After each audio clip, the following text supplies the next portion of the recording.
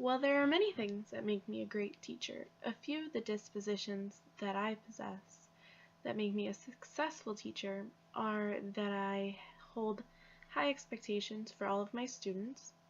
I promote diversity and cultural education within my classroom, and I also try to reach outside of the classroom setting with all of my students.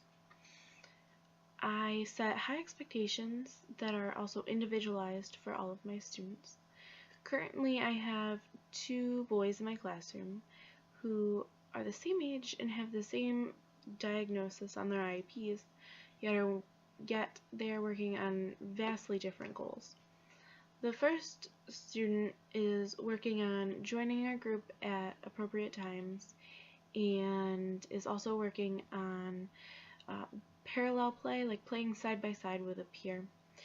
The other student is working on math concepts like adding and subtracting and peer interactions, such as being able to ask another student questions and give responses appropriately.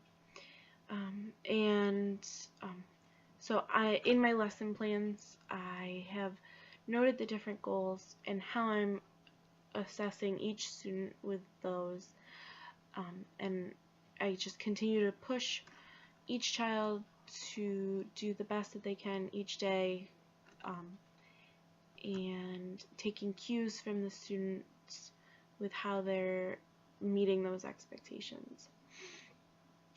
In regards to diversity, in the past I have had parents come into the classroom to share parts of their culture. One such parent came in and shared with the students and parents about a celebration that his culture has around Christmas time and how it was different from how we celebrate. So he brought in different instruments and music, and he and I worked together to make the celebration appropriate for the children in our classroom so that they could get the most information out of it. And then this year, to try to reach outside of the classroom, outside of the school setting with each of the children, I'm working on building a family wall where we are posting pictures of each of the children's families, and this will help the children talk about their families within the classroom, just to give them the visual reminders. And so we could ask, like, what does mommy do, or like, what did you do with mom this weekend? Some of my students, those visual cues will help them to answer our questions. In regards to a way that I need to grow, I would say that an area that I struggle with is constant reflection. An example of that is, in the past, I have made a classroom schedule and posted it for the year, and then that was set. This year already, I have had to reassess, and with talking with my classroom team, we have changed some things around, and our days are becoming smoother. And I hope to continue taking time at the end of the day, or at least once a week, to reflect with my team on how to make our days better, how to help our children more, and just to keep reviewing and reflecting on what we're doing. So the expectations that I think educators have are, first, to the child.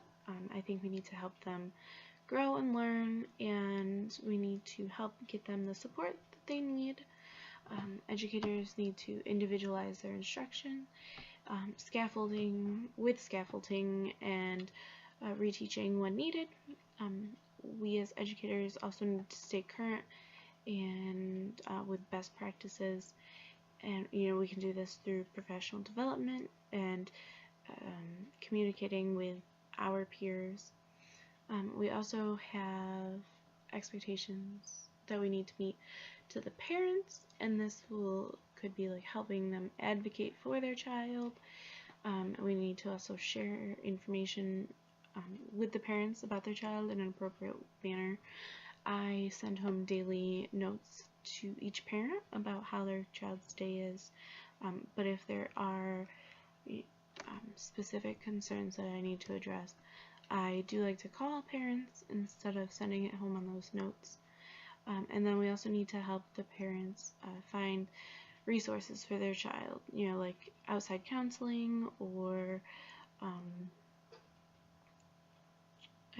any other like resources for when the child's at home or even in school. We also